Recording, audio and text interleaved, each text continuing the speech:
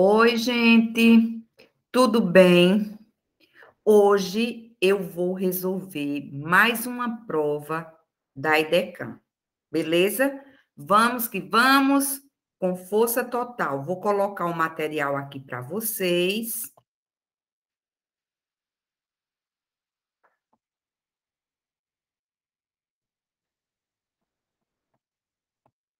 Então, vamos lá. O concurso da Prefeitura Municipal de Campina Grande está se aproximando, não é? Vamos que vamos. Gente, mais uma prova do IF, do concurso do IFPB. Na verdade, eu já resolvi uma prova e coloquei esta. Inclusive, esta prova, ela tem 20 questões, mas eu coloquei apenas 10, tá certo? Então, vamos lá. Nós temos aqui o texto e a questão 1. O gênero textual romance possui características predominantemente narrativas. No excerto acima, a sentença linguística que não consigna essa afirmação e que, por isso, possui natureza mais descritiva, predominantemente é. Olha mesmo, antes de resolvermos a questão, vamos lembrar quais são as tipologias textuais. Narração, descrição, dissertação, injunção e exposição, tá? Quando a prova colocar predominantemente, olha, aqui ela já disse que o gênero textual era predominantemente narrativo. E por que ela faz isso? Porque, de fato, a tipologia textual é o aspecto composicional e estrutural de um texto, tá? E para que a gente saiba, vamos dizer assim, qual o predomínio da tipologia, a primeira pergunta que devemos fazer é qual a intencionalidade comunicativa do autor ao fazer esse texto? Ou seja, o objetivo, a finalidade. Dificilmente nós encontraremos um texto totalmente narrativo, totalmente descritivo, totalmente dissertativo, injuntivo, expositivo. Pode acontecer? Pode, mas é difícil. Porque uma tipologia vai se alimentando de outra ou outras tipologias. Isso se chama heterogeneidade tipológica. Beleza? Nós estamos vendo aqui que é um romance. É extenso, tá? Então, nesta prova, ela também colocou alguns trechos, né? E perguntou se era uma narrativa expositiva, uma narrativa argumentativa, tá? Aqui está perguntando descritiva. Então, vamos lá. Algum tempo hesitei se devia abrir estas memórias pelo princípio ou pelo fim. Veja bem, aqui nós temos ações, não é? Qual o objetivo de um texto narrativo? É contar uma história. Uma história que envolve personagens que praticam ações num determinado tempo e num determinado lugar. E ao praticar tais ações, ele tem um objetivo, os personagens têm um objetivo, tá? Eles querem, vamos dizer assim, que com essas ações haja uma transformação de estado, tá? Então, veja bem, aqui é uma ação. Observe que este verbo aqui, olha, ele está no pretérito perfeito. O que significa um pretérito perfeito? Não é? Um pretérito perfeito, ele é perfeito. Pretérito é um passado. Ou seja, uma ação que aconteceu no passado e foi totalmente concluída no passado, tá? E se é perfeito, isso já é uma característica muito forte do texto narrativo. Eu não estou dizendo aqui que para que seja uma narração, obrigatoriamente tem que ter verbos no pretérito perfeito, tá?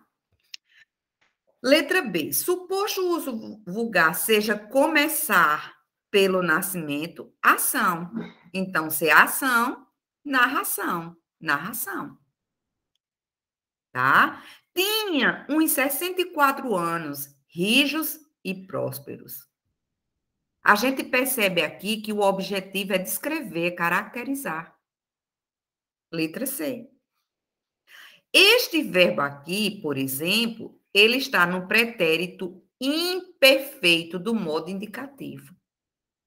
Uma característica forte da descrição. Não significa dizer que para o texto ser descritivo tem que ter um pretérito imperfeito. Tá? O que significa um pretérito imperfeito? Ele é imperfeito. Significa dizer que a ação não foi totalmente concluída no tempo passado. Beleza? Então, letra C. Moisés, que também contou, contou, pretérito perfeito, uma ação.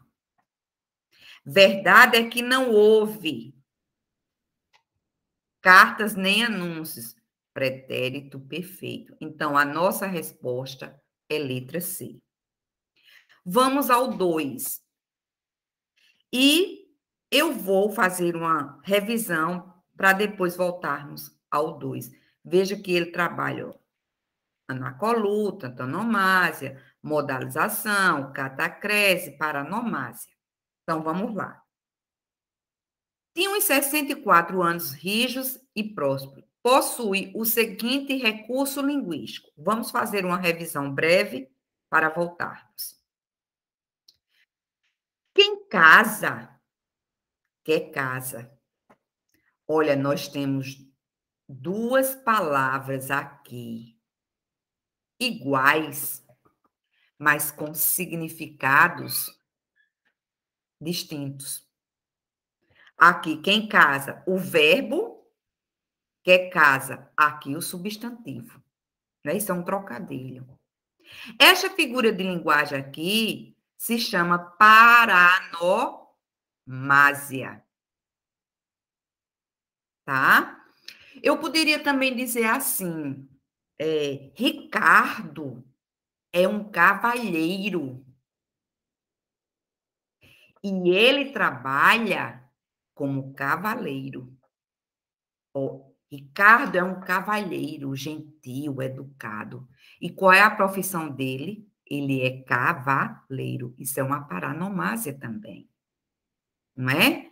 Palavras parecidas com sentidos distintos ou palavras iguais com sentidos distintos, tá? Letra B. Meus filhos, eles são fortes e inteligentes. Gente, meus filhos, eles são fortes e inteligentes. Observe aqui que eu tenho um verbo, que nós temos um verbo aqui. Quem é forte? Eles, sujeito. E aqui eu tenho um verbo de ligação e aqui eu tenho um predicativo do sujeito. E por que isso aqui é um verbo de ligação? Que eu também poderia chamar de verbo relacional, que relaciona o predicativo ao sujeito. Ele também pode ser chamado de verbo copulativo.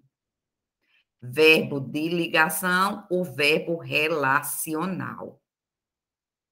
E, obrigatoriamente, tem que ter um predicativo do sujeito. Então, eu tenho outro predicativo do sujeito aqui e esta conjunção de valor aditivo que está ligando estes dois termos. E eu pergunto, qual a função sintática de meus filhos? Professora, eu não sei.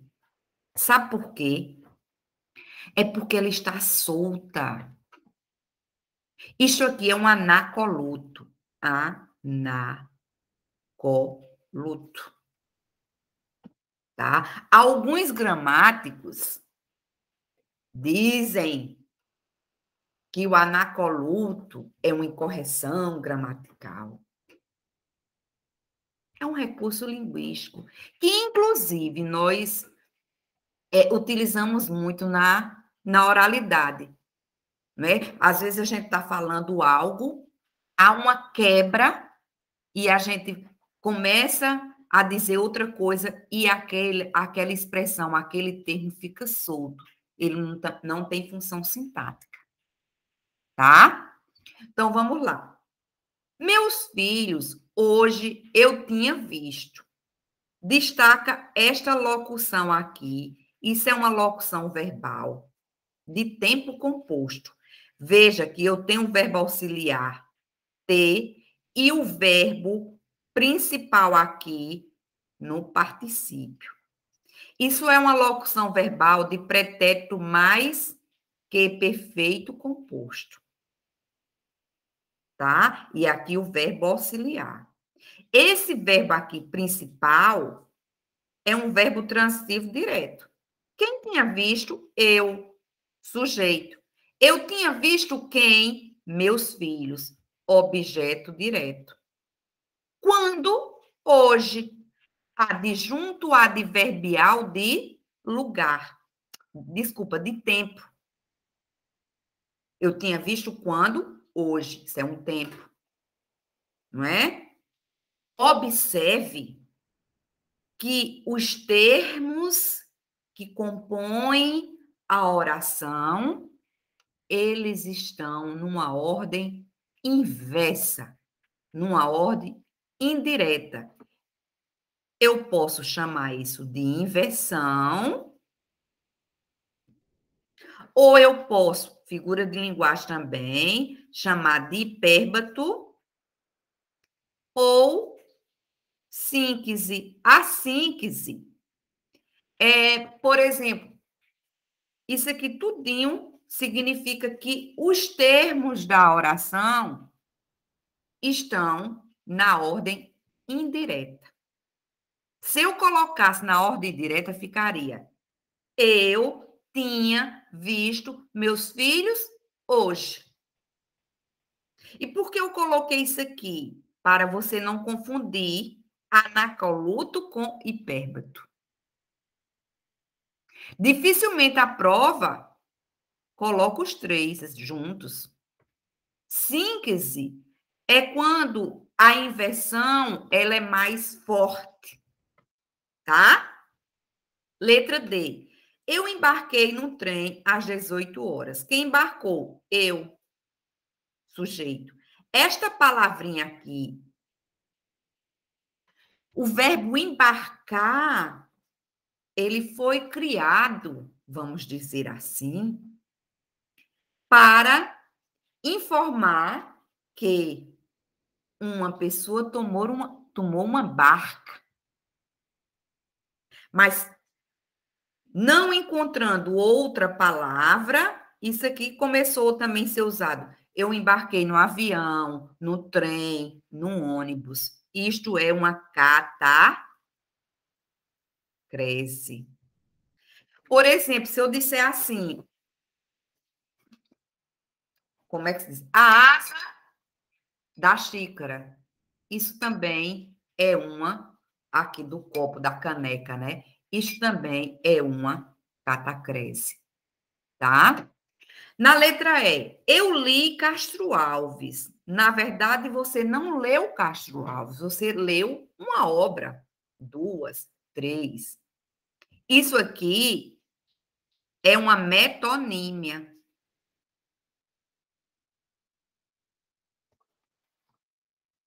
Tá? Eu li o Poeta dos Escravos.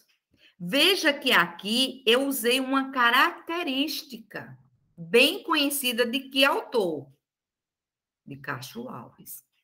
É uma característica que você vai fazer logo vamos dizer, perceber que porque essa característica é bem conhecida e é uma característica de uma pessoa. Isso aqui é uma tonomásia.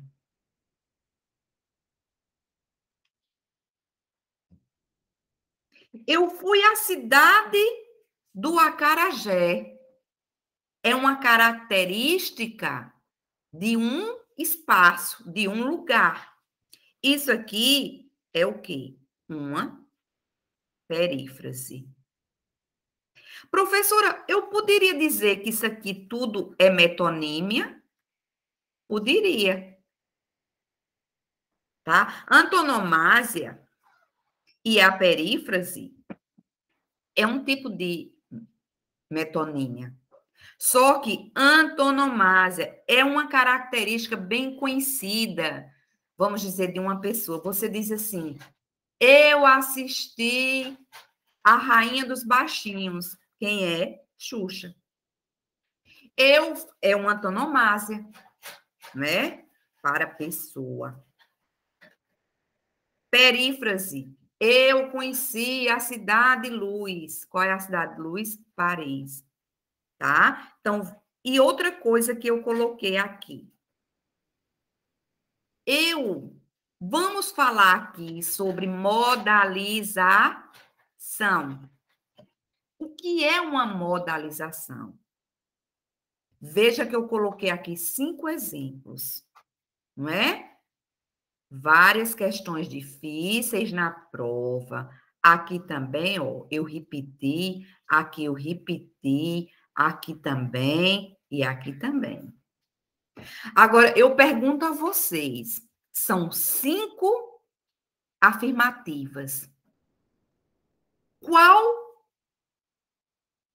das afirmativas não exprime, vamos dizer assim, não tem um caráter opinativo? Tá? Veja bem, quando eu digo assim, há várias questões difíceis na prova, eu estou fazendo uma afirmação.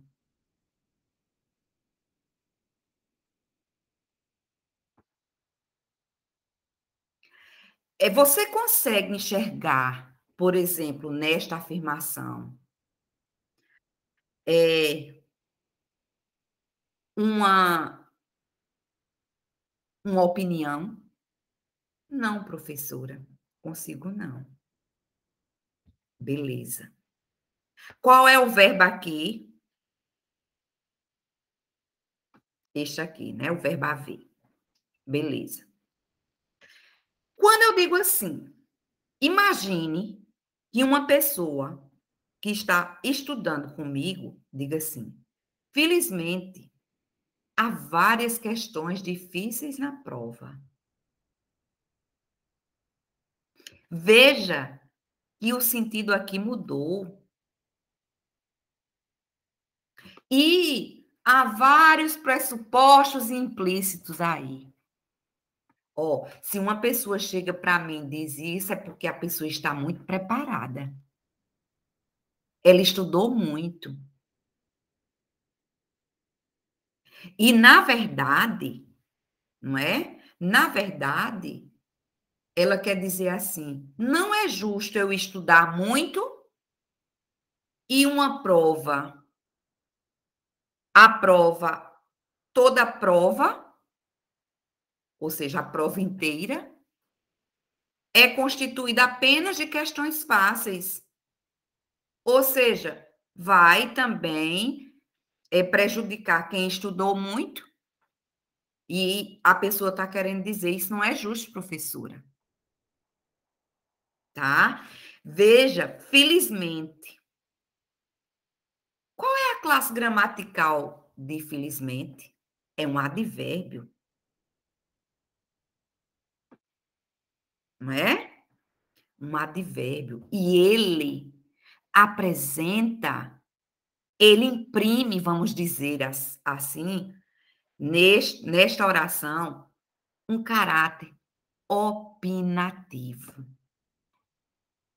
Imagine que a banca dissesse assim: a palavra felizmente é um advérbio. Beleza. E está se referindo ao verbo haver. Certo ou errado? Errado. Porque ele está se referindo ao todo. Tá? Isto é um modalizador. Esse advérbio está modalizando. Tá? Na letra C, eu coloquei uma locução verbal. Na letra D, uma locução verbal.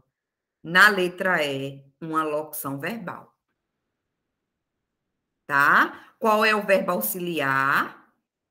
Tem, deve e pode. Qual é o verbo principal? Haver. Haver. E nós temos aqui locuções verbais que também podem ser chamadas de perífrases verbais. Sinônimo, tá? Quando a locução verbal for de tempo composto, como a gente viu aqui, ó, tinha visto, a gente não chama de perífrase verbal, tá? Então vamos lá. Voltando aqui. Observem que estes verbos auxiliares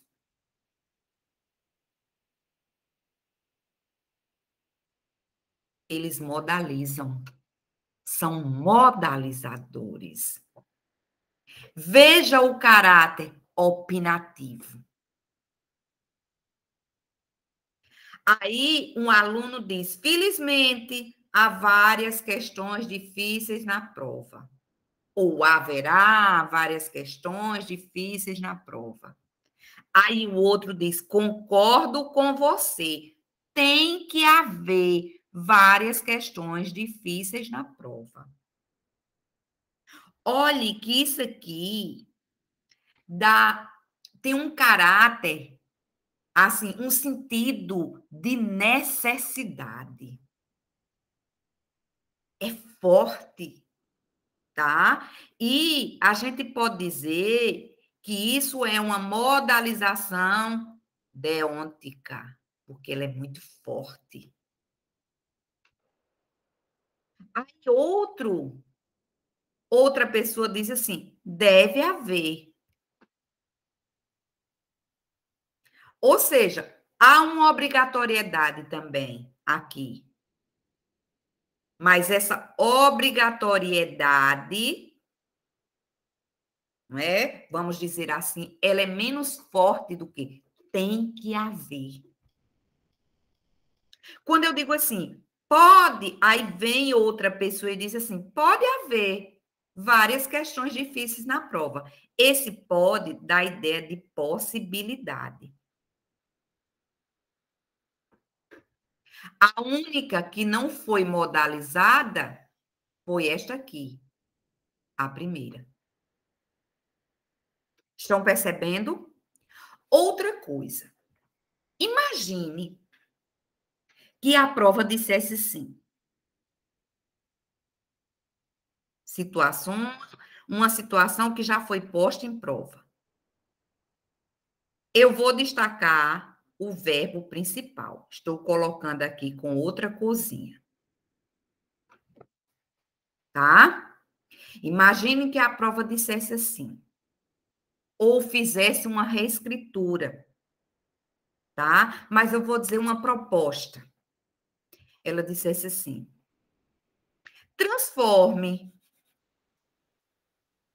esta oração com apenas um verbo, colocando o verbo haver no mesmo tempo do verbo auxiliar.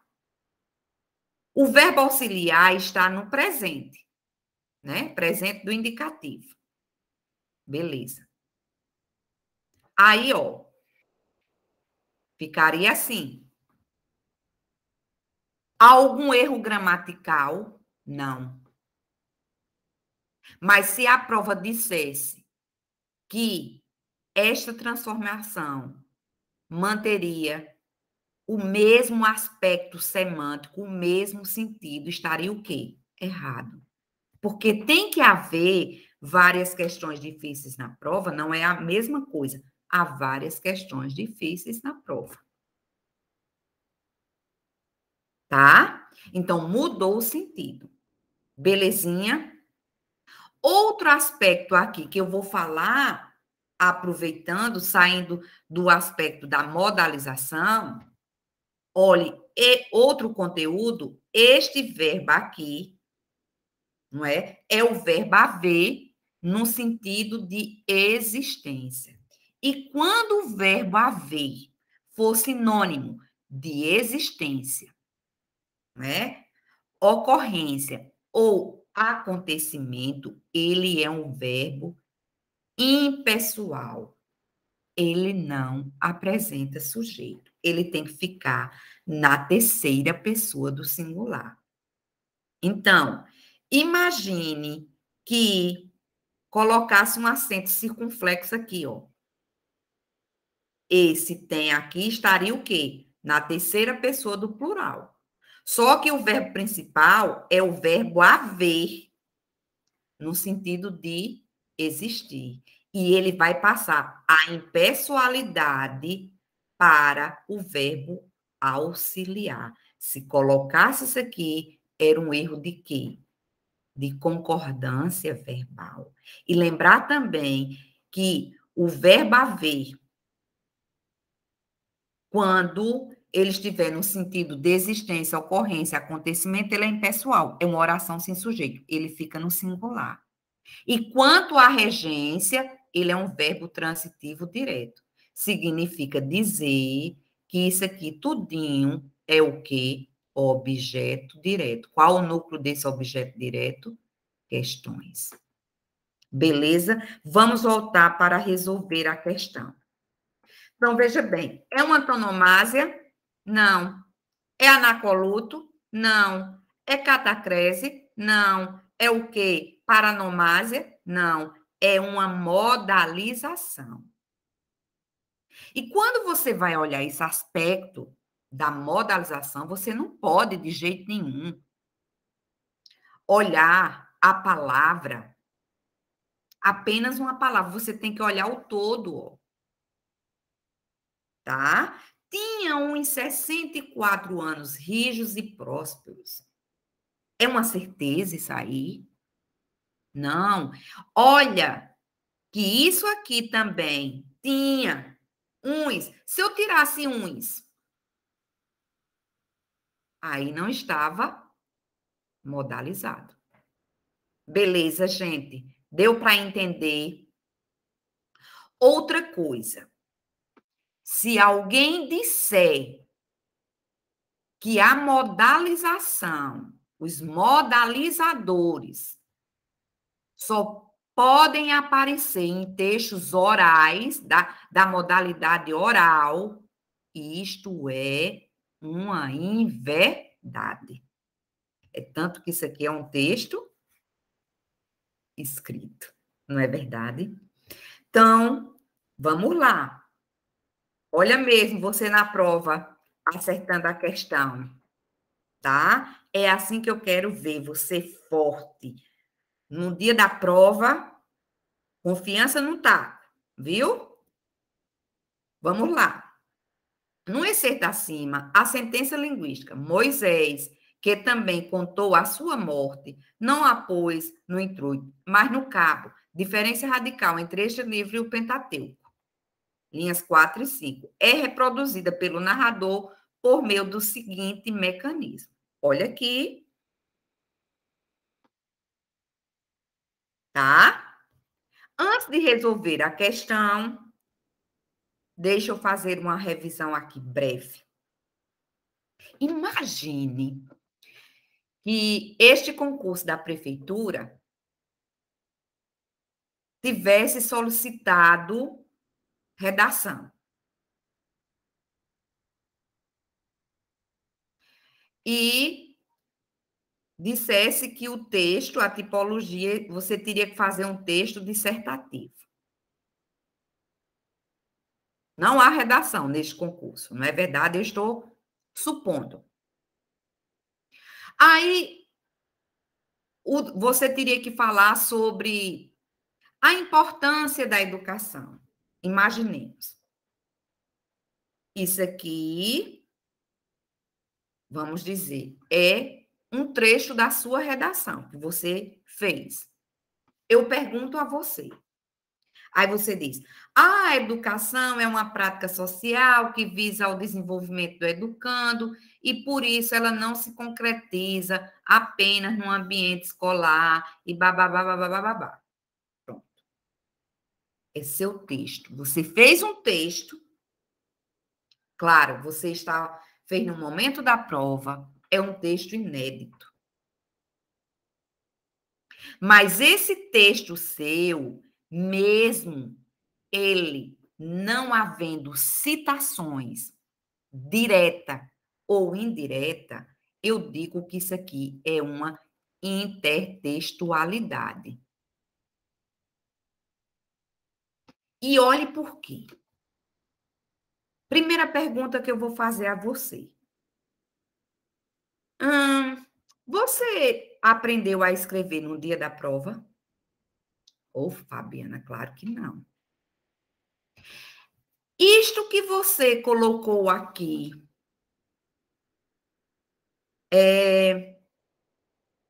eu poderia dizer que é um conjunto de conhecimentos adquiridos ao longo de sua vida.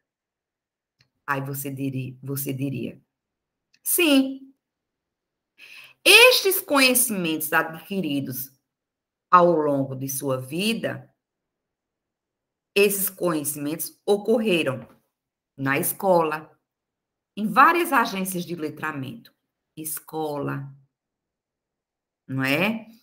Por meio de livros, não é? Da sua prática docente, na conversa com seus amigos. Então, esse seu texto aqui está dialogando com vários segmentos. Percebem aí? Isso é uma intertextualidade implícita, que também eu posso chamar de quê? Interdiscursividade.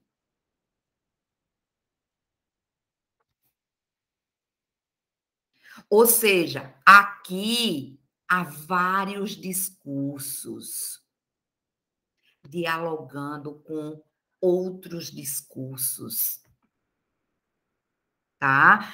Aí vamos dizer, não, professora, na minha prova, né? Aí eu coloquei o mesmo exemplo até aqui, né? Aí você fez para Freire. Ninguém educa ninguém, ninguém educa a si mesmo. Os homens educam-se entre si, mediatizados pelo mundo. Aí aqui você fez uma citação direta. Por que direta? Porque você colocou tal qual ele disse.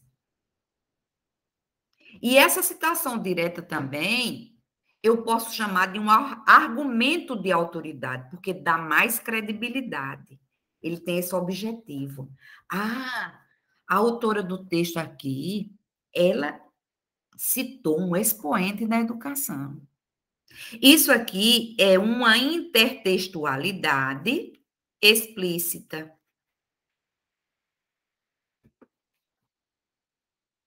Fabiana, imaginemos que na hora da prova eu não lembrei exatamente a frase de Freire e eu parafraseei. O que é parafrasear? É você dizer com suas palavras, mantendo o mesmo sentido. Para Freire, aí você colocasse de forma indireta, sem dizer exatamente como ele disse. Era uma citação indireta. E também uma intertextualidade explícita. Beleza? Então vamos voltar à questão. Outra coisa também, ó, o texto é dissertativo. As, antes do edital, eu tenho que fazer uma redação.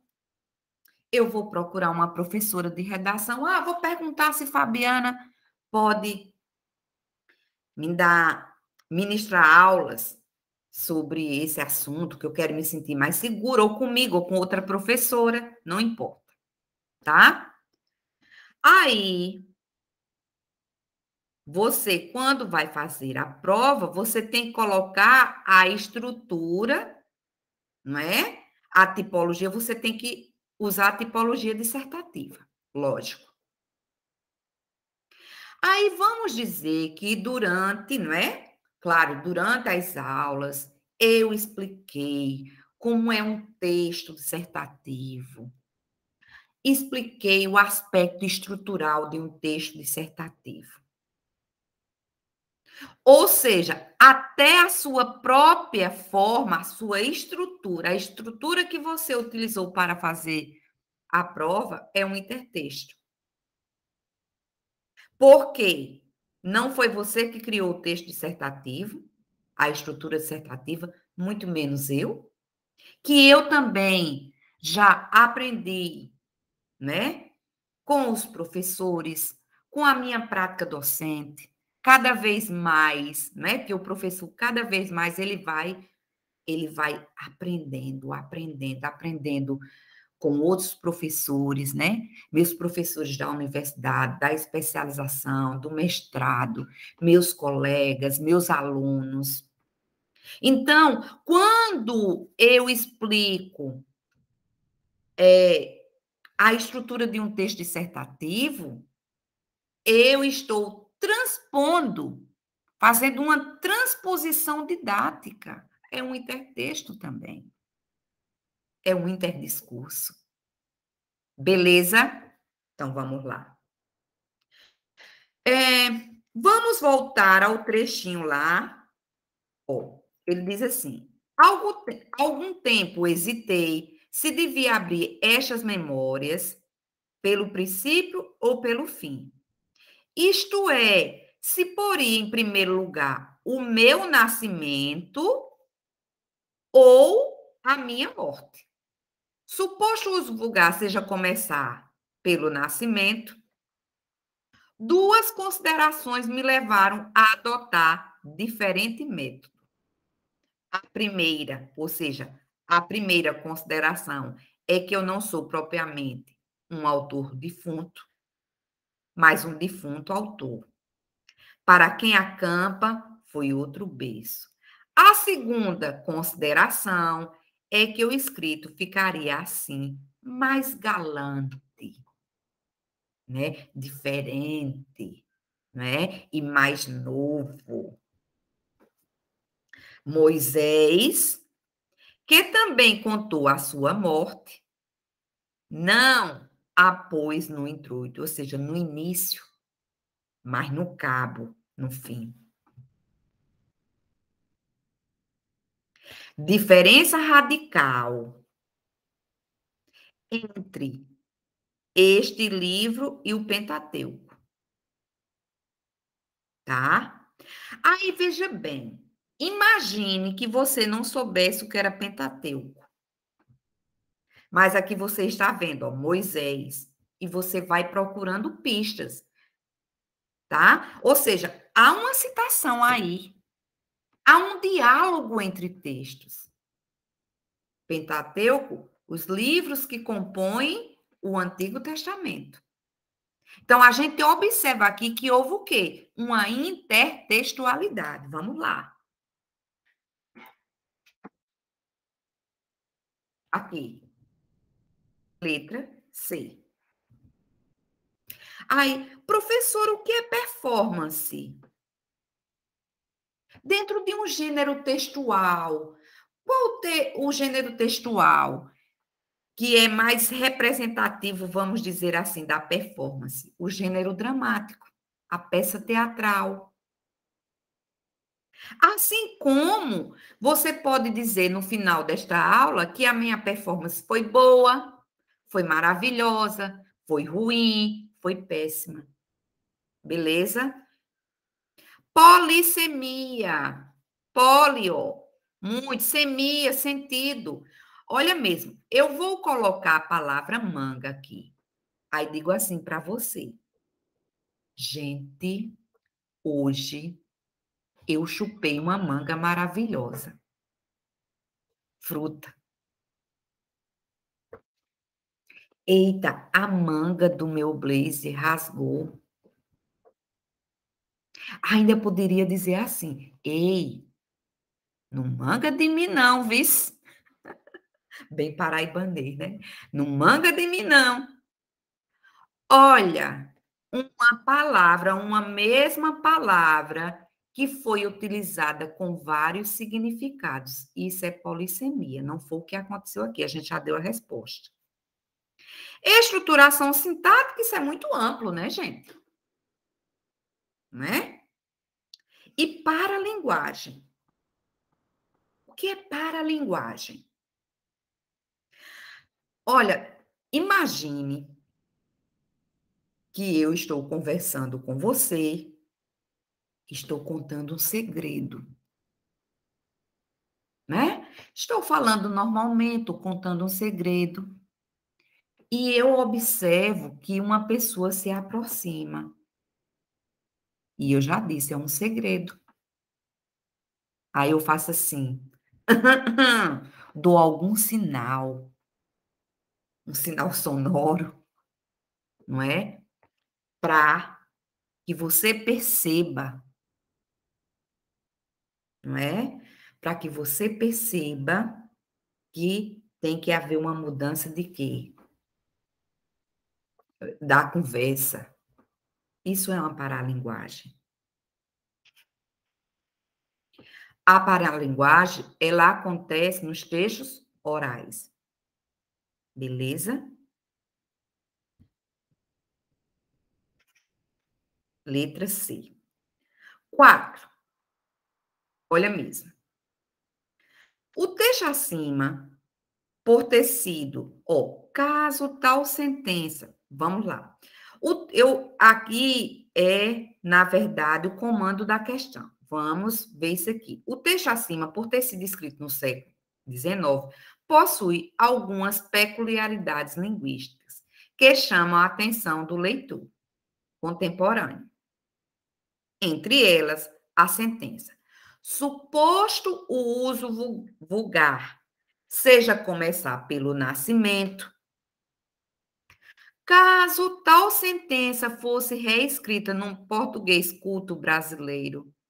Eita, eu, eu acho, assim, eu tenho críticas a fazer a respeito deste enunciado, né? Acho muito preconceituoso linguisticamente falando, tá? Mas vamos lá.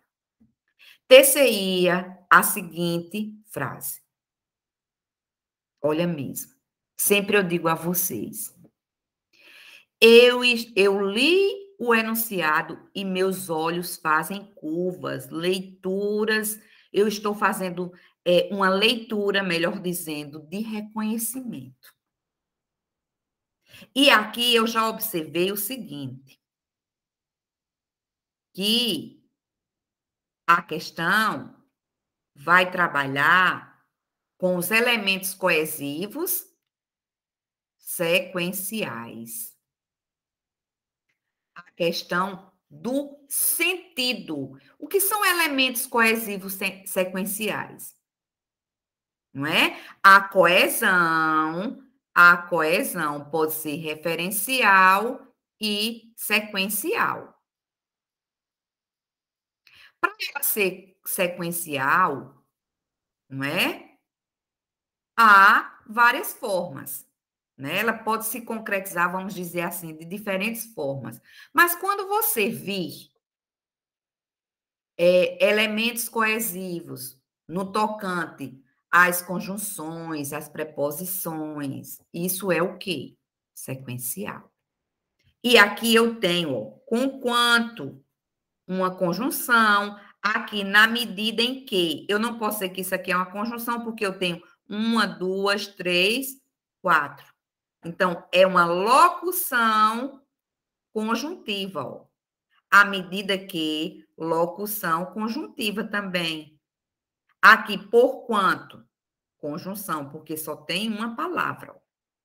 Desde que, locução conjuntiva. E eu estou observando aqui que eu já posso eliminar. Porque, olha mesmo, na medida em que é causal. Por quanto é causal. Fabiana, eu poderia dizer que por quanto, por exemplo, é explicativa também? É uma conjunção coordenativa explicativa? Poderia. Porque, na verdade, as conjunções, né, os elementos coesivos, causais e explicativos são os mesmos. O que vai definir se é causal ou explicativo é o contexto, tá? Mas por que eu já posso eliminar? Porque tem o mesmo sentido. E agora eu volto para cá. Ó. Suposto o uso vulgar seja começar pelo nascimento, né? Suposto seja começar pelo nascimento. Veja que lá ele começou o quê? Pela morte. Então há o quê? Um contraste. Percebe aí que há um contraste? E conquanto é uma conjunção o quê? Concessiva. Que dá a ideia de quê? De concessão, de contraste, de oposição. Então, é esta a resposta. À medida que é o quê? Proporcional. Desde que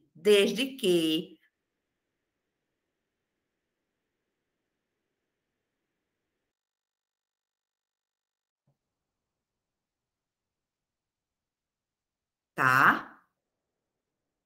Desde que o uso vulgar seja começar pelo nascimento,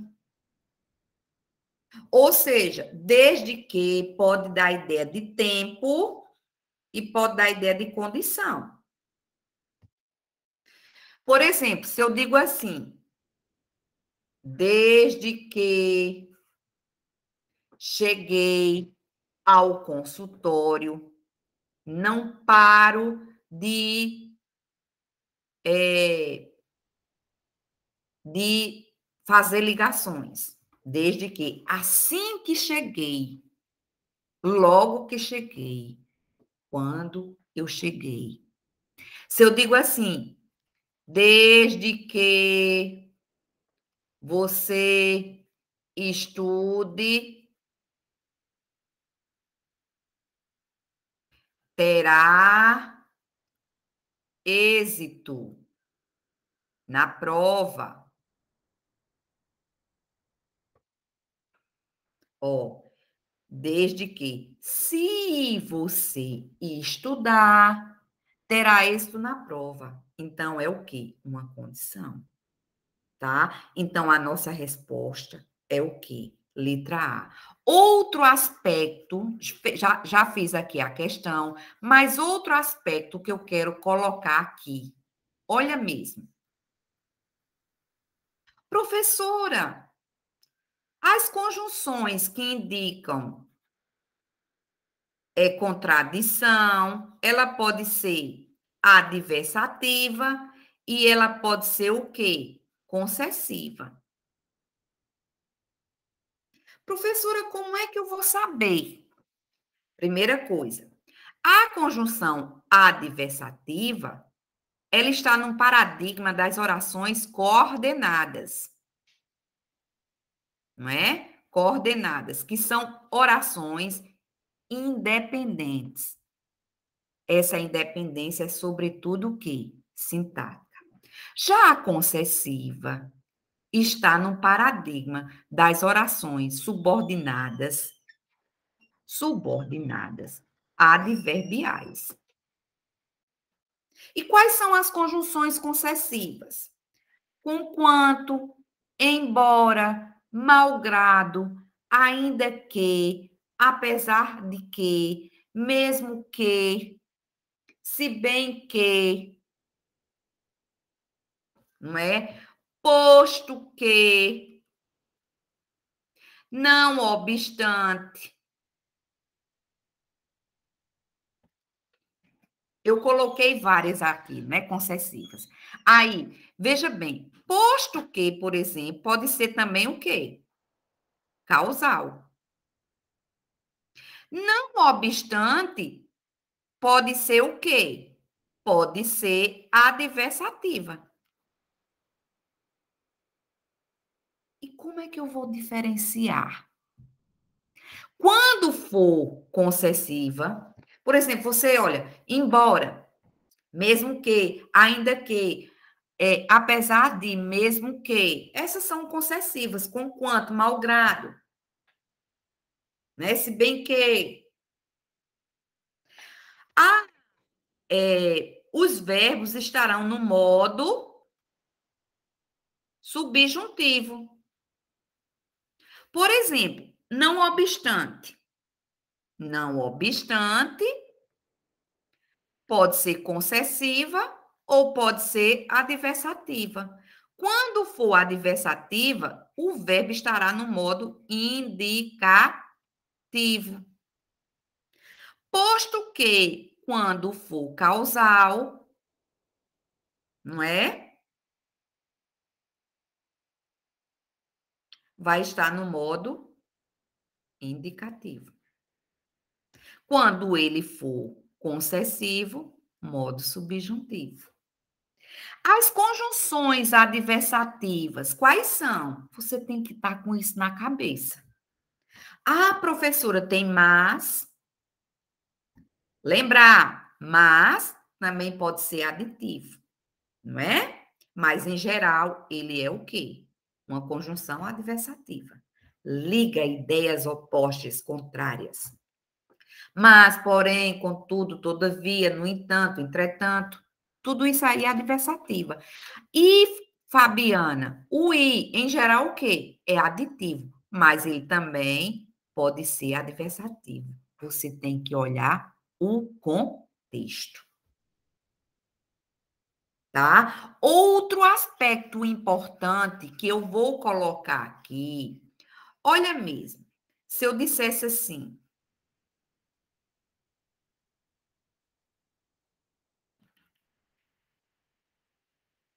embora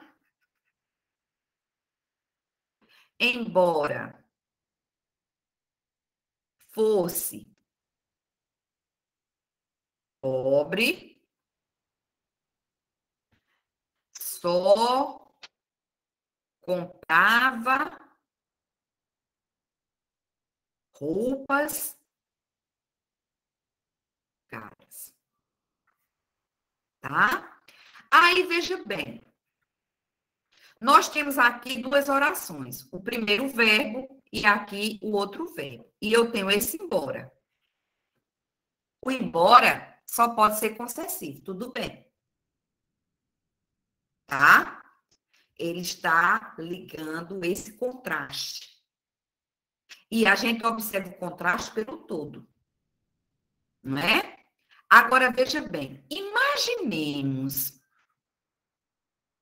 que a prova dissesse que era possível transformar o embora, que é uma conjunção concessiva, ou seja, transformar esta oração usando uma conjunção adversativa. Fabiana, pode? Pode. Mas vai ter que haver uma mudança, uma articulação. Porque, embora é do paradigma das subordinadas, a adversativa é o quê? Do paradigma das coordenadas. Aqui indica um contraste, uma contradição, aqui também. Eu posso colocar uma adversativa, posso, desde que faça uma adaptação. Se não fizer adaptação, não está certa. E também não fica,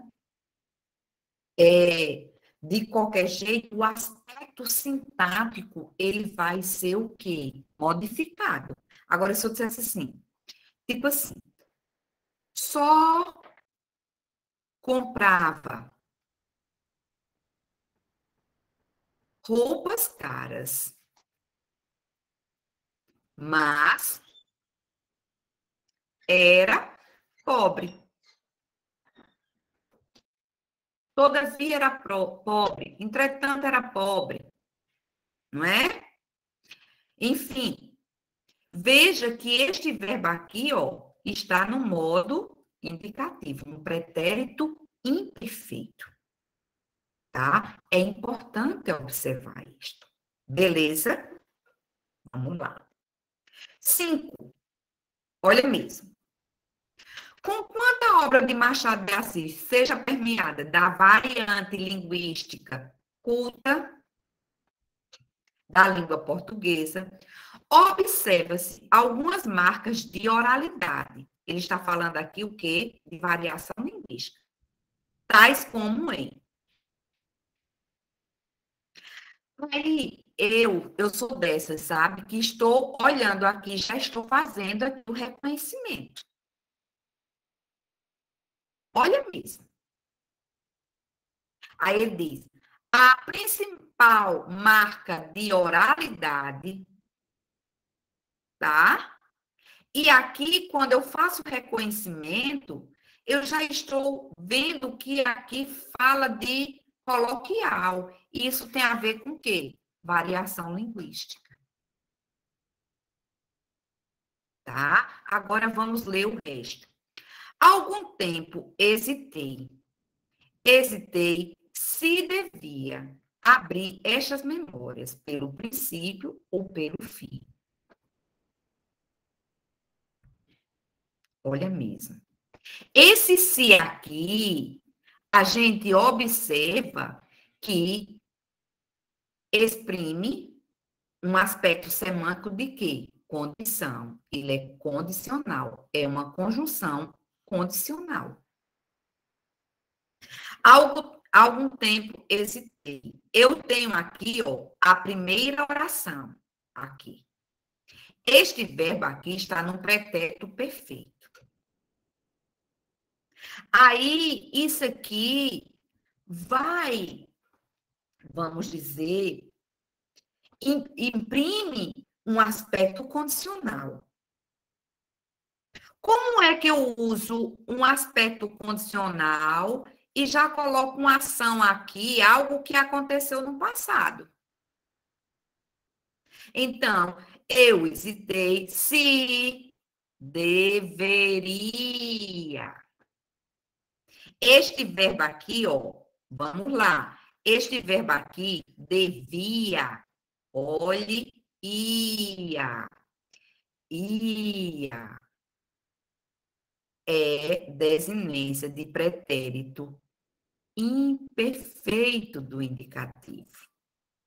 Deveria, ia, é desinência de futuro do pretérito, do modo indicativo. Coloque o R, porque todo futuro tem um R. Ria, como é que eu digo? Ria das suas incertezas. Tá? O futuro do pretérito, em geral, indica incerteza. Olha o modalizador que eu estou usando. Em geral. Tá? Futuro do pretérito, em geral. Professora, pode indicar outra situação? Pode. Eu estou dizendo em geral. Devia, ia, pretérito imperfeito. Algo que aconteceu no passado, mas não foi concluído no passado. Quais são as desinências fixas, aproveitando, quais são as desinências fixas de pretérito imperfeito ia, vá, n, ha, para os verbos ter, vir e por, tá? E o verbo ser, que é o verbo era. Desinências fixas. Essa daqui para verbos de segunda e terceira conjugação. Dever, eu devia. Partir, eu partia. E assim vai. Então, o que eu estou querendo dizer? Que isso aqui, olha, você tem que olhar as pistas do enunciado. Então, letra A, coloquial do pretérito imperfeito do indicativo, devia, em substituição ao futuro do pretérito do indicativo, deveria. Comum no português brasileiro contemporâneo.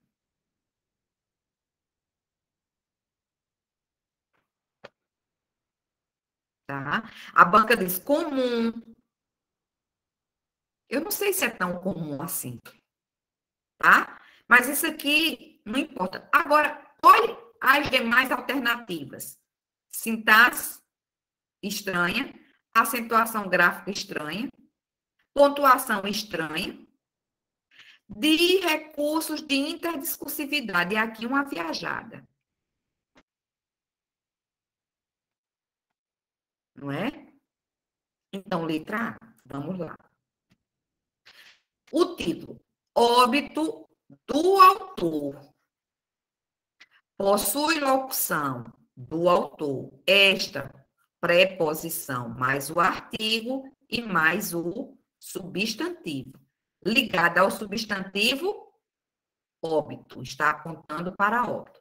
Caso tal relação fosse analisada sobre a óbito da sintaxe, ter-se-ia que a locução do autor exerceria a mesma função sintática que o termo sublinhado exerce na sentença abaixo.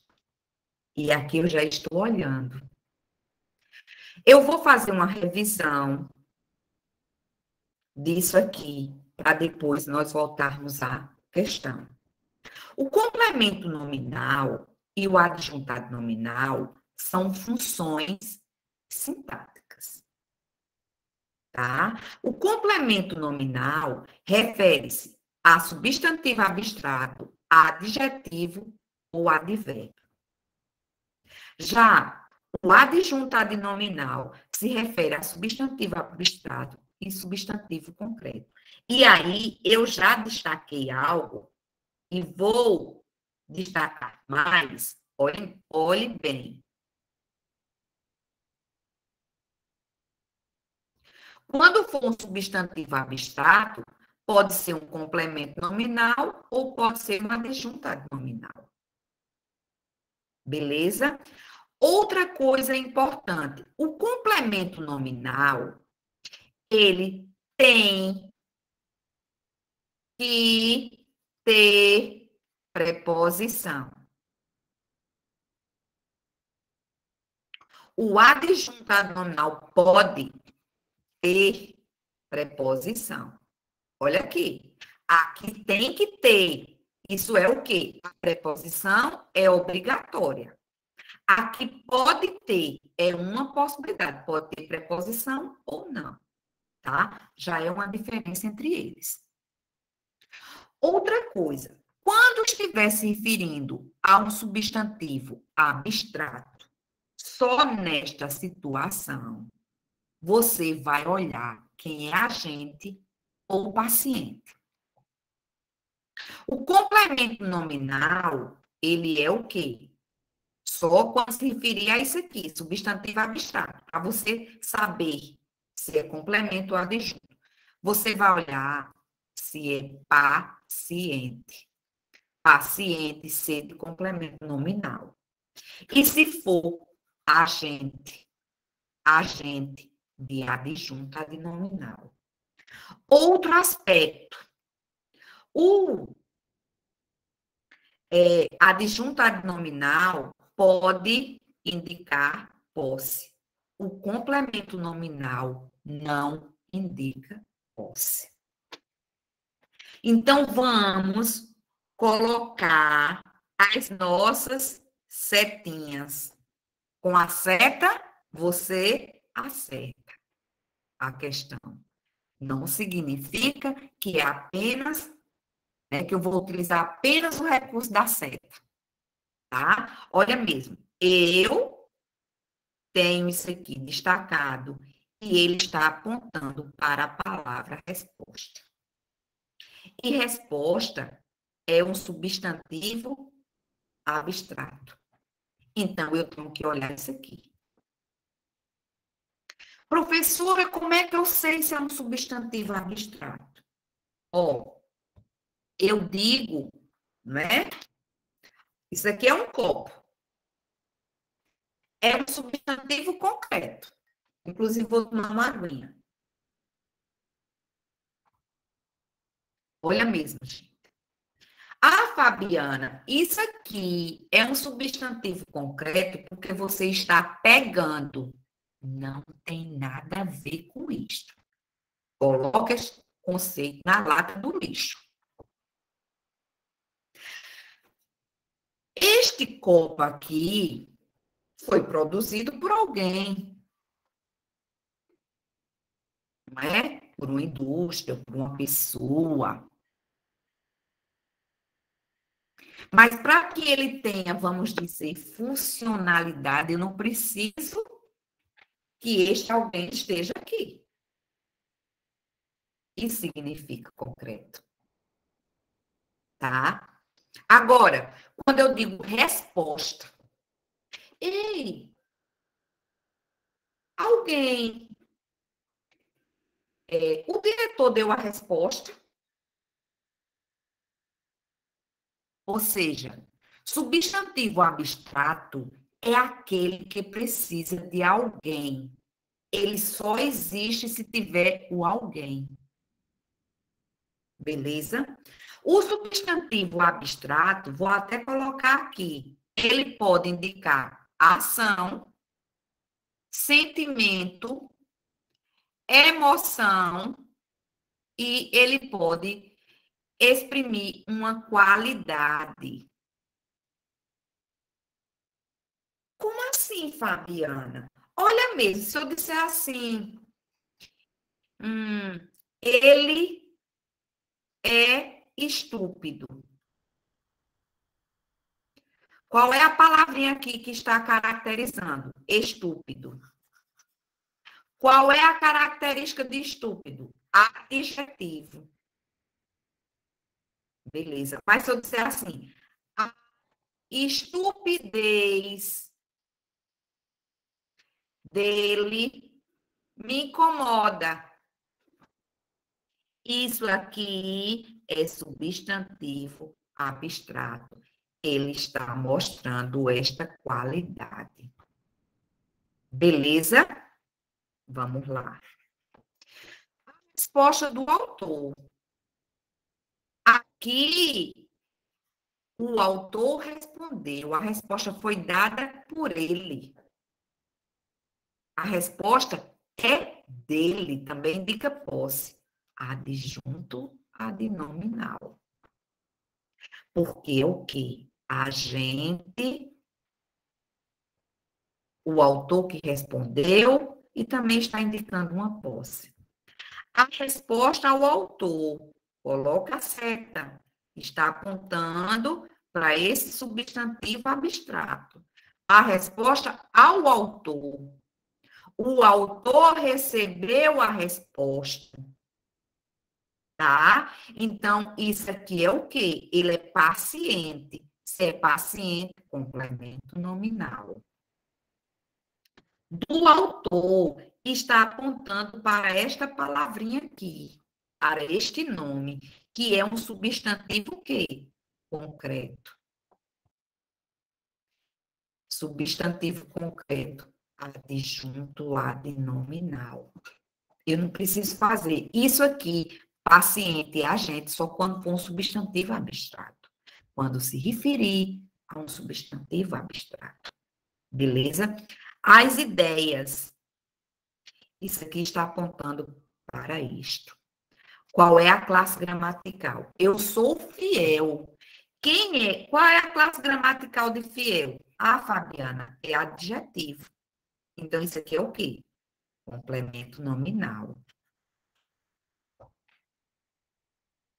Se na hora da prova, veja, você estiver com dúvida, você faz assim, apaga aqui a palavra fiel, veja se pode se referir a sou, ao verbo ser. Não, porque aqui eu tenho uma crase. Se eu dissesse, olha mesmo, imagine uma pessoa bem metida que diz assim, eu sou as ideias, né? Eu sou as ideias. Tem gente que se acha, né? Então, vamos lá. Aqui, veja que isso aqui é um artigo. Isso aqui é um verbo de ligação. Isso aqui é um predicativo sujeito. Mas aqui eu tenho que um acento grave. Tá? Eu sou fiel. Eu sou fiel a quê? Esta palavra pega a preposição a. Mas as, o artigo, não é? Então, eu coloquei o acento grave para indicar essa crase, esta fusão aqui, de a mais as. Beleza? Isso aqui é o quê? Complemento nominal. Do autor. Está se referindo a que palavra? Ideias. Ideias é um substantivo abstrato. As ideias, não é? É de quem? Do autor. Está indicando posse. Adjunto adnominal. Beleza. Vamos lá.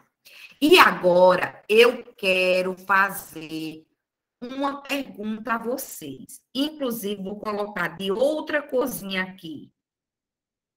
Vamos colocar esta cozinha aqui. Olha mesmo. Vou destacar do autor ao autor, do autor e do autor. Veja, eu quero saber se estas expressões destacadas, se elas são locuções adjetivas.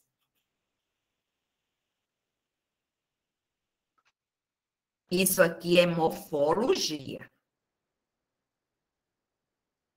Classe gramatical. Beleza? Aí vamos lá. Olha mesmo. Ah, professora, o que é uma locução adjetiva?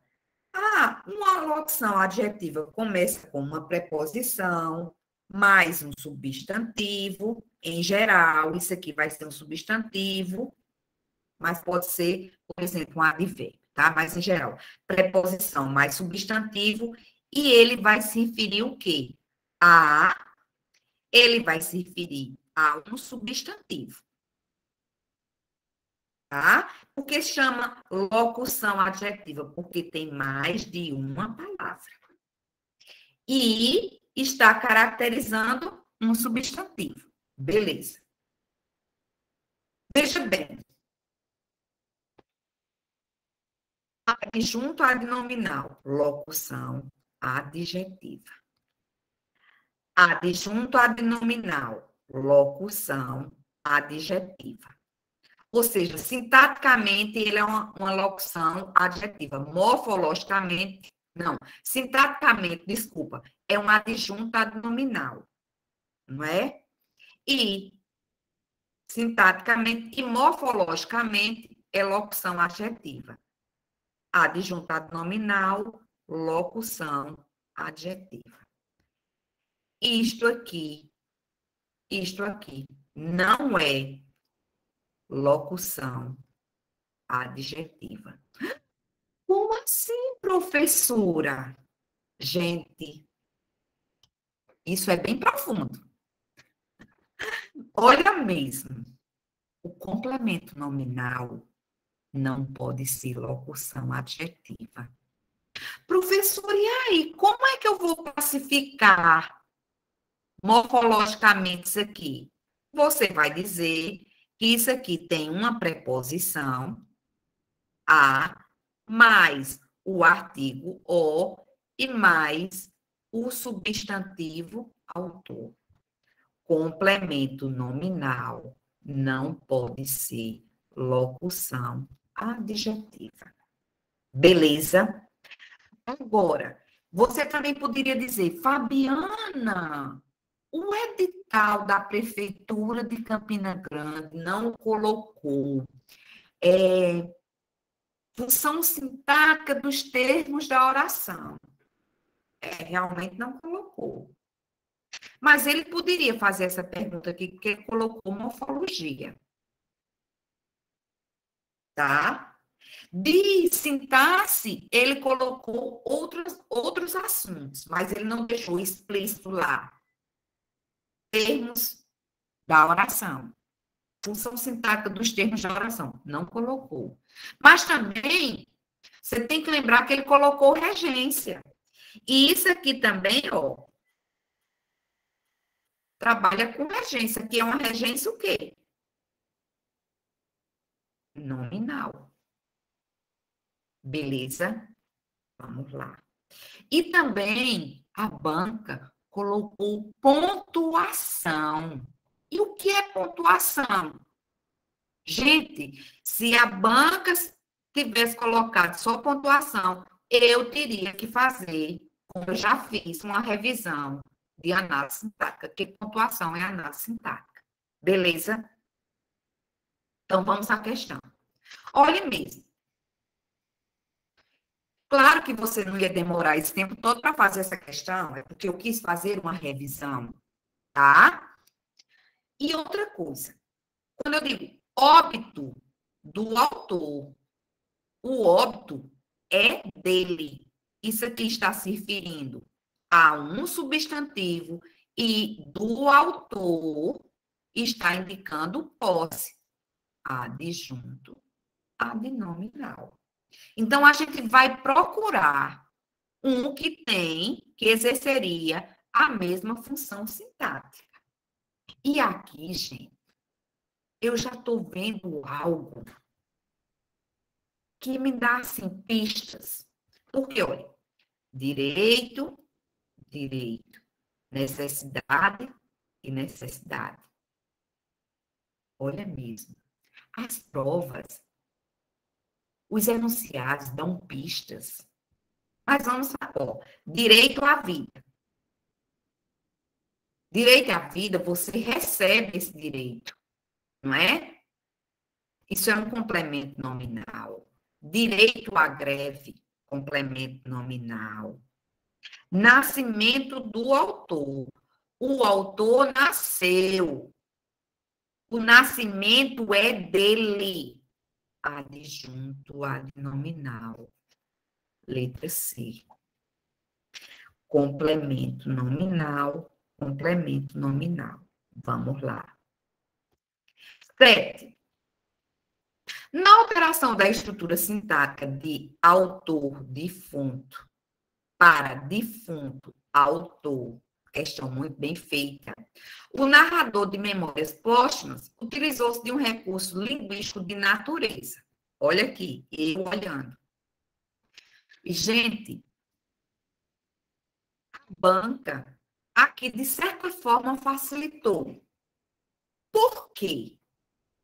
Olha aqui esta palavrinha. Gente, em linguística, usar exclusivamente é muito perigoso. Imagine você dizendo assim para mim, professora, o substantivo,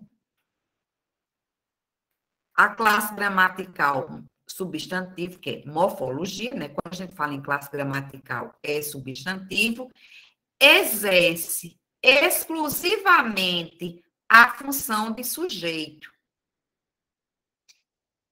Olha aí. Porque, em geral, o substantivo vai ser sujeito. em geral. Mas o núcleo sujeito pode ser outra classe gramatical. Tá? Mas, em geral, é um substantivo. Eu não posso dizer exclusivamente isso aqui, ó. Aí você só ficou com duas agora. Então, vamos ver. Aqui, o que a gente está observando é que as palavras, elas mudaram de posição, tá? Então, defunto está apontando para autor. Autor aqui é o substantivo e defunto é o adjetivo. É um autor que é defunto, tá? E esse adjetivo aqui é um adjunto adnominal. Isso aqui, adjetivo é morfologia, adjunto adnominal é sintaxe. Beleza.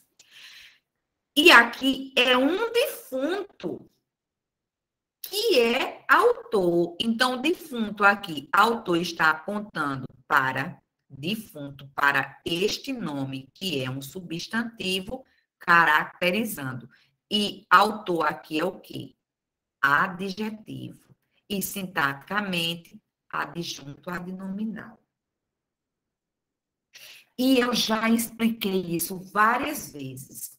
E vou explicar novamente. Fabiana, quanto às palavras, por exemplo, um substantivo e um adjetivo, né? Quando as palavras mudarem de posição, elas vão mudar de classe gramatical, obrigatoriamente? Não. Mas, quando houver mudança de classe gramatical, aqui é autor, aqui é adjetivo, aqui é substantivo. Aqui, ó, veja aqui, autor é substantivo e aqui é adjetivo defunto. E houve, mudou a posição e mudou a classe gramatical. Se houver mudança, ó, mudança morfológica, ou seja, de classe gramatical, haverá também mudança semântica.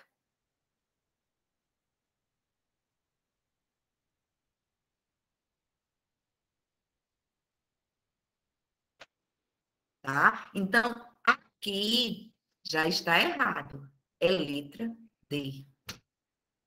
Feito, fizemos a questão. Agora, imagine, professora, sempre que houver a mudança, vai haver mudança morfológica e mudança semântica de sentido? Cuidado. Olha mesmo. Vamos dizer que alguém diga assim comigo, pobre professora.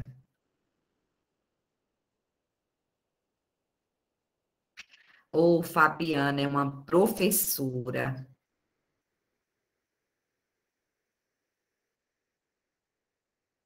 Pobre. Oh, meu Deus. Vamos lá. Pobre professora. Pobre. Houve a mudança, né? A posição. Pobre aqui é adjetivo. Professor aqui é substantivo. Professor aqui continua sendo substantivo. Pobre aqui é o quê? Adjetivo. Beleza? Beleza. Não houve mudança de classe gramatical. Não houve mudança morfológica. Vamos ver agora se houve mudança de sentido, né? Veja bem, quando a pessoa diz, Fabiana, pobre professora, este adjetivo aqui, ele está anteposto, ele vem antes do substantivo. E, em geral, olha o modalizador, em geral, quando o adjetivo vem antes do substantivo, ele tem um caráter subjetivo, opinativo. Porque, veja bem, quando você diz pobre professora comigo, então, muitas possibilidades vêm à nossa cabeça. Há uma subjetividade. Ele é plurissignificativo. Este pobre aqui, ó. Pobre professora. Oh, meu Deus. Trabalha tanto e não sai do canto. É tão fiel ao namorado e ele faz horrores com ela. Ave Maria, Deus me livre. Tá? Então, esse exemplo não está muito bom para mim, não, né? Então, veja bem. Veja que isso aqui, esse adjetivo aqui, ele é plurissignificativo, ele é subjetivo. Mas quando alguém diz assim, professora pobre, esse pobre aqui que vem à nossa cabeça é a pobreza financeira, que eu prefiro esta a esta, tá? Vamos lá, entendeu? Agora, veja bem, se houve mudança morfológica, haverá também, obrigatoriamente, mudança semântica, tá? Houve mudança, a posição aqui e aqui não houve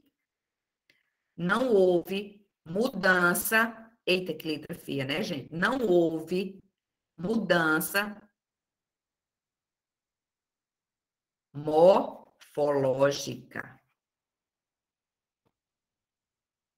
né? Ou seja, ficaram, né, as palavrinhas aqui com a mesma, as palavras ficaram com a mesma classe gramatical, né? Mas houve mudança, o quê? De sentido, semântica. E, às vezes, pode haver a mudança e nem haver mudança morfológica e nem semântica. Beleza? Então, vamos lá. 8. Olha mesmo. Os amigos, linha 8. A repetição do signo linguístico, amigos, relacionada à sequência do texto, bem como à sentença bom e fiel amigo, não me arrependo das 20 apólices que lhe deixei, linha 14. Então, vamos olhar. Ele aqui fala de paráfrase, epistolar, irônico, atitude de agradecimento e ufanismo. Vamos ao texto. Então, vamos começar daqui, tá? Olha mesmo, ele diz aqui 11 amigos. Dito isto, expirei às 2 horas da tarde de uma sexta-feira do mês de agosto, na minha bela chácara de Cantubi. Tinha uns 64 anos, rígidos e prósperos, era solteiro. Possuía cerca de 300 contos e fui acompanhado ao cemitério. Ele foi acompanhado por 11 amigos. 11 amigos. Não é? Aí, ele diz, verdade é que não houve carta nem anúncio. Acresce que chovia, peneirava uma chuvinha miúda, triste e constante. Tão constante e tão triste, que levou um daqueles fiéis da última hora a intercalar esta engenhosa ideia no discurso que proferiu à beira da minha cova. Então, vós que o conhecestes, meus senhores, Vós podeis dizer comigo que a natureza parece estar chorando a perda irreparável dos mais belos que tem honrado a humanidade. Este ar sombrio, estas gotas do céu, né? Tá chovendo, ó. Aquelas nuvens escuras que cobrem o azul com o crepe funéreo.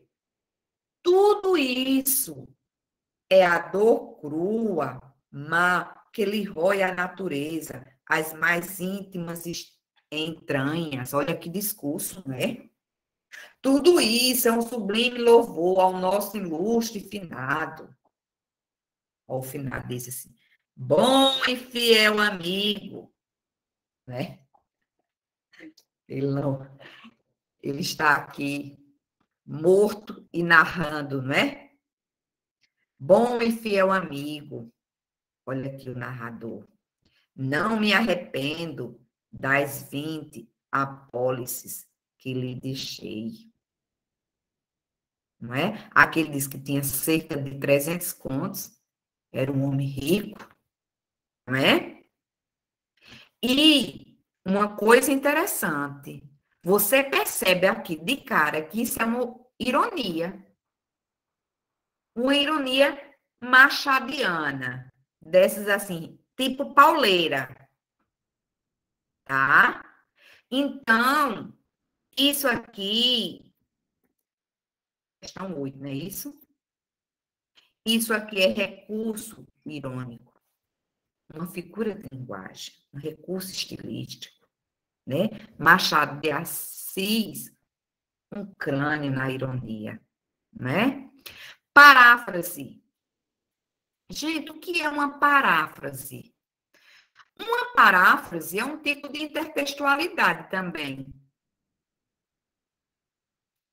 Olha mesmo, eu sei que você está estudando várias disciplinas e sei também que você usa como um recurso, né, para você aprender mais, internalizar, você faz, tipo assim, resumos.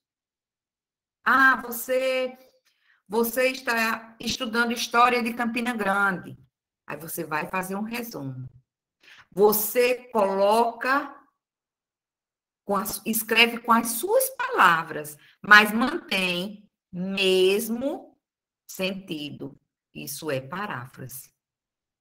E paródia, Fabiana? Paródia é um tipo também de intertextualidade, mas você nega o sentido. É um sentido diferente. E esta negação é com um objetivo muitas vezes sarcástico, tá? Parodiar não mantém o mesmo sentido, parafrasear o mesmo sentido. Epistolar, carta, né? Atitude de agradecimento do narrador personagem. Não. Ufanismo. O que é um ufanismo? É exaltação, né, à pátria, tá? Então, 8, letra C. 9. Olha mesmo. Na sentença linguística, acresce que chovia, peneirava uma chuvinha miúda. Linhas 8 e 9. Sintática e estilisticamente pode afirmar que. Aí você olha aqui, né? Aí você, na letra C, diz assim: existe presença de objeto direto interno e pleonástico. Você está fazendo a prova. Aí você imagine que você, na hora, diga assim: eita, eu não sei isso, não. Calma. Vai eliminando. Procure ver o que você sabe mais aqui e vá fazendo a prova. Vá fazendo a questão. Sem medo, tá? Mas antes de fazermos a questão, eu vou explicar isso aqui. Olha, na letra A, tem assim: ele chorou. Um choro de alegria. Este verbo aqui, Fabiana, o verbo chorar. Professora, eu pensava que o verbo chorar era um verbo intransitivo. Ele pode ser intransitivo. Na maioria das vezes, ele é intransitivo. Mas eu sempre estou dizendo, os verbos mudam de transitividade. O contexto é soberano. Né? Acho que vocês nem aguentam mais escutar esta frase de mim. Né? Então, veja bem, ele chorou. Quem chorou? Ele, sujeito. E neste contexto, é um verbo transitivo direto, porque ele tem um complemento. E este complemento, quem chora, chora algo, objeto direto. Qual o núcleo? Choro. E o que é que você percebeu aqui? Que chorou e choro, não é? São cognatos, pertencem à mesma família. Não é? Eu poderia dizer que isso é um objeto direto cognato, ou eu poderia dizer que é um objeto direto interno, não é? Pleonástico. O que é pleonasmo? Repetição. Tá? Inclusive, também existe essa figura de linguagem, né? Se a banca dissesse, isso aqui é um pleonasmo, é uma figura de linguagem pleonasmo, certo? E objeto direto interno pleonástico. Beleza. Certo. Ele riu, verbo transitivo direto. Neste contexto, um riso de alegria. Objeto direto. Riso é o núcleo do objeto direto. E também é da mesma família. Tá? Então, eu posso dizer objeto direto cognato ou objeto direto interno pleonástico. Beleza. Agora, veja a letra C. Quem comprou? Quem? Eu, sujeito. Verbo, quem compra, compra algo. Verbo transitivo direto. Comprou o quê? As flores. Objeto direto. Veja que está repetido, ó. Isso também é um objeto direto pleonástico. Mas eu posso dizer que é cognato? Não. Tá? Ficou entendido? Entreguei. Quem entregou? Eu, sujeito oculto. Verbo transitivo direto. Entreguei o quê? O relatório, objeto direto. Entreguei a quem? A diretora, objeto indireto. Veja que ele está repetido aqui, ó. Tá? Veja que há uma repetição. Isso aqui é um objeto indireto, pleonástico. Fabiana, eu posso colocar esta vírgula aqui? Esta vírgula está certa? Tá. Justamente para mostrar que há esta repetição. Neste caso, esta vírgula tem este objetivo para evidenciar este pleonasmo. Beleza? Então, vamos lá. Agora, voltemos. Aqui a questão. Imagina que você está fazendo prova. Eita, eu não sei o que é isso. Então, olha, eu vou começar pela letra L. Ocorre presença de pronome relativo. Não é? Então, eu tenho esse que aqui, ó. Primeira coisa, esse que está se referindo a um nome? Não. Não pode se referir a verbo nunca. Acresce é um verbo. Já não é pronome relativo. E veja que você não pode dizer acresce o qual. Não. Acresce isto. Eu posso substituir esta oração por isto. Ou isso, como você queira dizer. Isso aqui é uma conjunção integrante. Professor, eu posso dizer que é uma conjunção subordinativa integrante? Pode. Porque se ela é integrante, como ela é integrante, ela é subordinativa. Tá? Então, errado. A presença de emprego, de sufixo, de valor exclusivamente, preste atenção a isso aqui. Em geral, vai deixar a alternativa errada. Em geral. Tá? Então, de sufixo de valor afetivo positivo. Onde é que tem esse sufixo? Olha. Acresce que chovia, peneirava. Uma chuvinha, ó, miúda, pequena. Ou seja, o sufixo aqui para indicar o quê? Um diminutivo.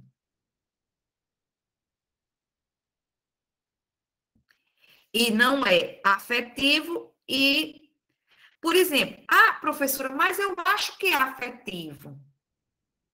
Mas não é positivo. Né? Uma chuvinha miúda, triste, não é?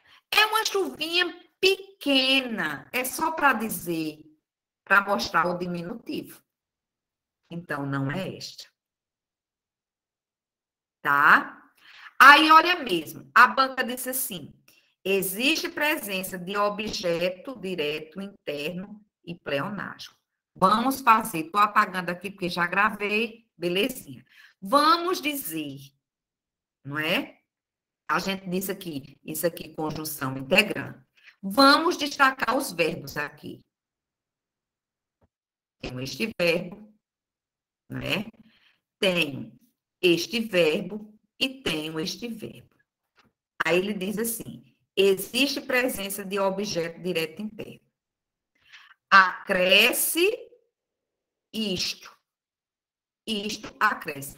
Toda esta oração aqui, ó, é sujeito deste verbo aqui. Agora, vamos ver o verbo chovia. Acresce que chovia.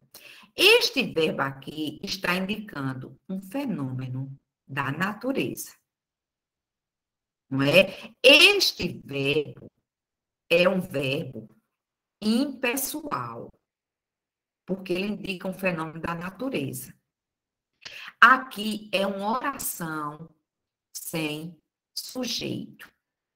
E veja que eu tenho outro verbo aqui.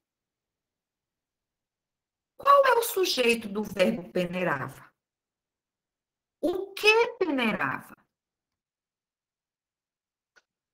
Uma chuvinha miúda peneirava. Então, uma chuvinha miúda é sujeito de que verbo? Peneirar. Então, isso aqui está errado. A banca fez isso. Chovia. Chovia o quê? Uma chuvinha miúda. Se não houvesse este verbo, aí sim. Chovia o quê? Uma chuvinha miúda. Então, haveria um objeto direto interno pleonástico, mas eu tenho este verbo aqui. Beleza? Então, errado. A presença de sujeito zero. Né? Oração sem sujeito. O sujeito é zero. Certo? Bem como de personificação ou prosopopeia.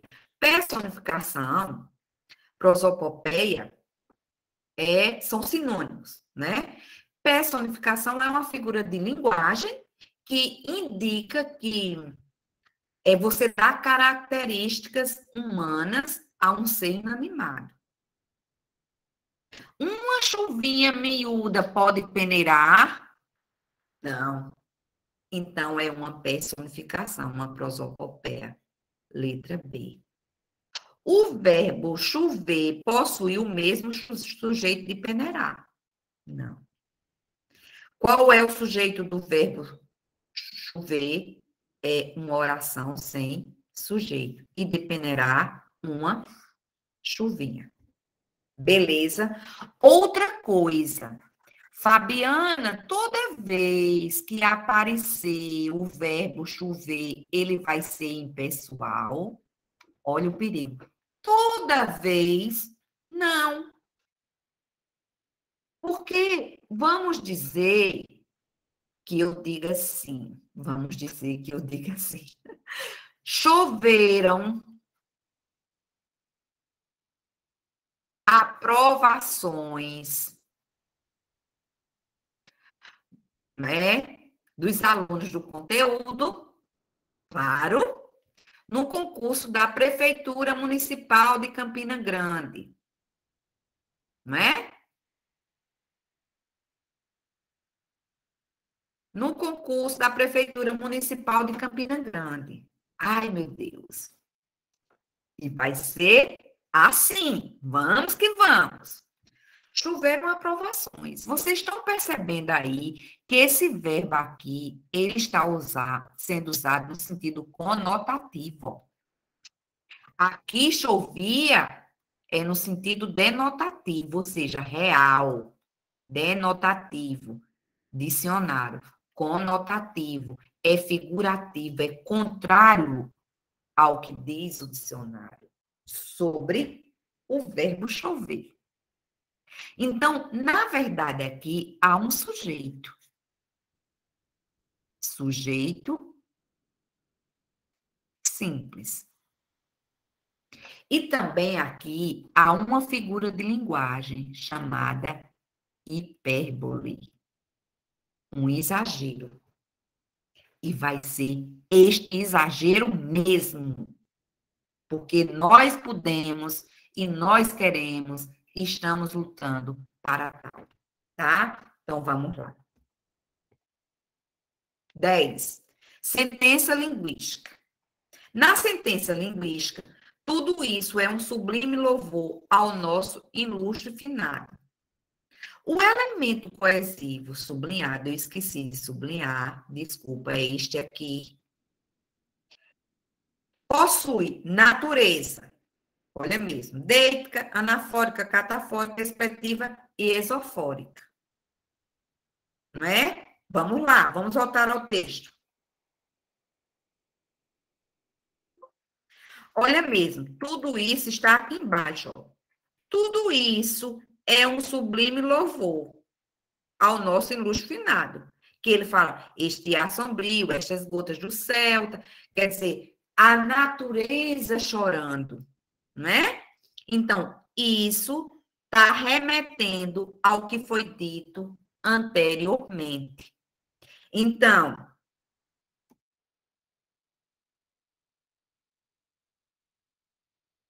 ele é o quê? Anafólico. Veja bem, vamos olhar aqui. O que é deítica? Deítica e esofórica. Ó, esofórica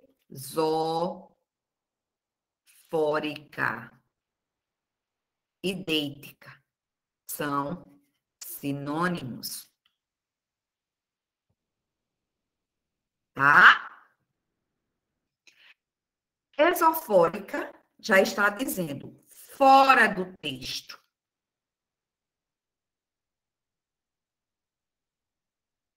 Olha mesmo, lá no início do texto, eu vou mostrar uma esofórica.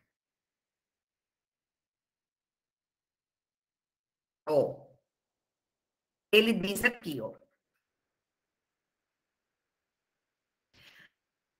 Mas no caso, diferença radical entre este livro, este está apontando para livro, né? Para esse nome aqui. E que livro é este? Ó, diferença radical entre este livro, né, que ele está escrevendo, que é o quê? Memórias Póstumas, de Brás Cubas. Isso aqui é esofórico. Ou seja, a gente sabe, por isso aqui, ó. Isso é esofórica. é deítica. Beleza?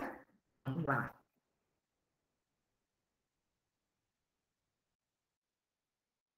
E endofórica. Endofórica é quando é dentro do texto.